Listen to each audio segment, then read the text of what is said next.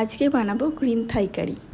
তবে যে মেন ইনগ্রেডিয়েন্টসটা রয়েছে থাই কারি পেস্টটা, সেটার ভিডিও করা হয়নি, কিন্তু আমি ডিটেলসে ক্যাপশনে দিয়ে দেবো।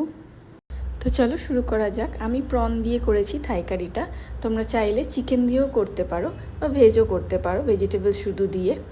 তো ফার্স্টে সতে করে নিতে হবে চিংড়ি মাছটাকে, একদম নুন হলুদ দিয়ে হালকা ভাজা করে নিয়েছি আমি।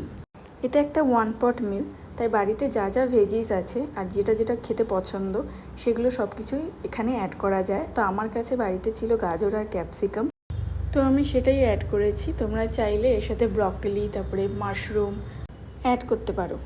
সবার আগে আমি গ্রিন পেস্টটা বানিয়ে রেখেছিলাম।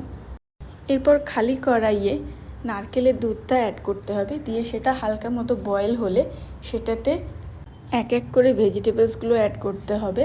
তারপরে যে পেস্টটা রয়েছে সেটা দিতে হবে, দিয়ে এটার কাজ হচ্ছে এটাই যে ভালো করে ফুটিয়ে নিতে হবে। মানে দুধটা যতটা ঘন হবে টেস্টটা তত ইনহ্যান্স হবে, ফ্লেভারটা তত ইনহ্যান্স হবে। আর এরই মাঝে আমি 2টো লেবু পাতাও দিয়ে দিয়েছিলাম, লেমনের ফ্লেভারটা যাতে আরও এনহ্যান্স হয়।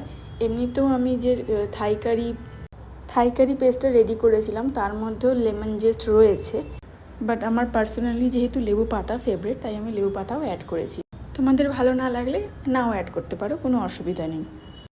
এরপর কিন্তু আর কোনো কাজ নেই, ওই গ্রেভিটাকেই ভালো করে ফোটাতে হবে আর মাঝে মাঝে একটু টেস্ট করে দেখতে হবে, আর সাথে নুন আর চিনিটা অ্যাড করতে হবে। গ্রেভির টেস্টটা আরও ক্রিমি করতে চাইলে সামান্য পরিমাণে ফ্রেশ ক্রিমও অ্যাড করা যেতে পারে। ব্যাস রেডি আমাদের গ্রিন থাই কারি।